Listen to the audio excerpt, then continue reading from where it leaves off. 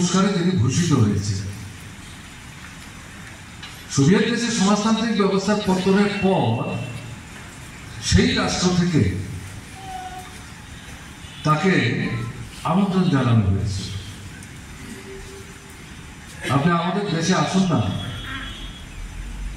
একটু ঘুরে ফিরে দেখুন না আমাদের ব্যবস্থাটা কিরকম, আমরা কেমন আছি। আপনার মতো ব্যক্তিত্ব যদি আমাদের রাষ্ট্রে একবার পদার্পণ করেন, কিছুদিন থাকেন, দেখভাল করেন, আমাদের সঙ্গে কথাবার্তা বলেন, অভিজ্ঞতার বিনিময় ঘটান, তাতে আমরা উপকৃত হব। পৃথিবীর মানুষও জানতে পারবে আসলে সমাজতান্ত্রিক ব্যবস্থাটা কি। দেখা গেল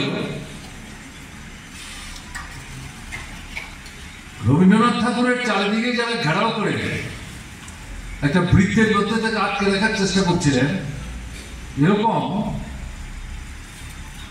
পরপর দুবার তাকে সোভিয়েত দেশে যেতে দেবে।